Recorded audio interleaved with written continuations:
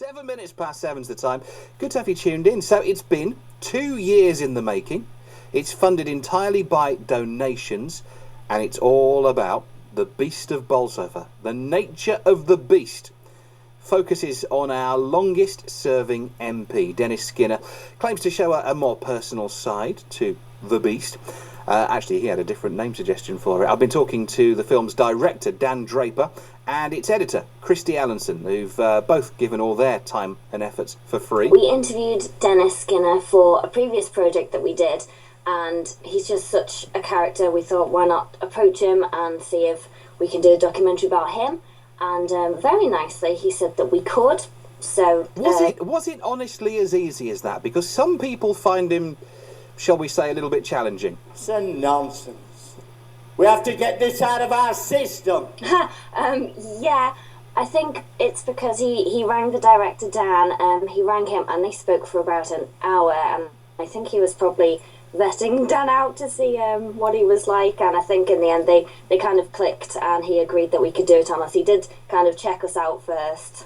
It seems very odd that Cameron can say things like Jeremy Corbyn is a terrorist sympathiser and not be pulled up by the Speaker. And yet, dodgy Dave, give me a break. Does he like the title? I asked him about the title. I asked him what he'd call the documentary, and he'd come up with a very interesting alternative. He said he'd call it Roses and Revolution. As much as I like that, I think we're going to stick with Nature of the Beast. Yeah, I like ours better.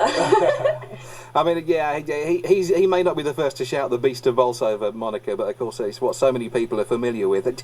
Who's in the film then? I know you've spent a lot of time with Dennis. Yeah, so what you might have seen on our website is we've got little promotional clips of the likes of Ricky Tomlinson and Jeremy Corbyn talking about Dennis. Dennis Skinner. He's one of the very few heroes that I've got, by the way. I just wish we had another 20 or 30 Dennis Skinners.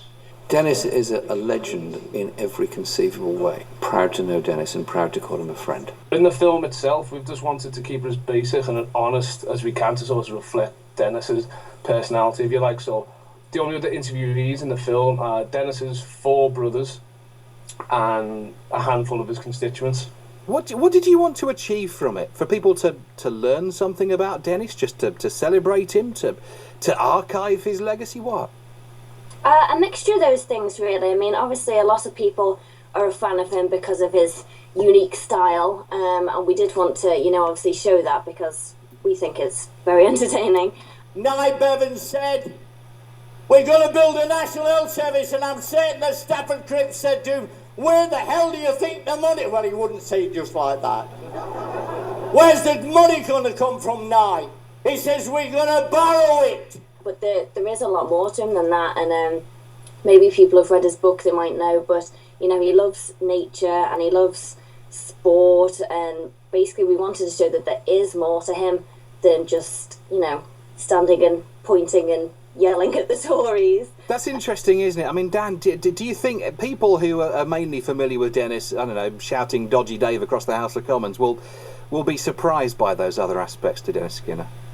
Yeah, I think so. I think that Jeremy Vine's radio programme about 2 months ago might have sort of gave people a different perspective of Dennis. But yeah, the documentary will hopefully sort of work on a dual level where we look at Dennis's interests like that, like musicals and films and stuff like that, but also celebrate his rise as a political icon in British politics, because he does still represent the working class and he is essentially a miner in Parliament.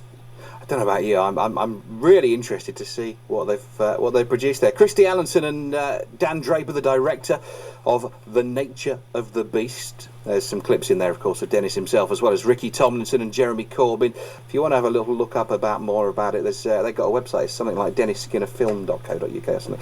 A little bit more of that conversation with those two later on this morning on The Breakfast Show today. Let's talk about this film then. It's taken 2 years to make. The 84-year-old, the star of his own documentary. It's called The Nature of the Beast. It's all been funded by people's donations. The makers of the documentary have interviewed some of Dennis's biggest fans as part of the promotion of the film. We've been talking already this morning about the Labour leadership contest. Dennis, of course, makes no secret of the fact he's a big fan of the current leader, Jeremy Corbyn. It's actually an admiration that goes both ways. Dennis is a legend in every conceivable way.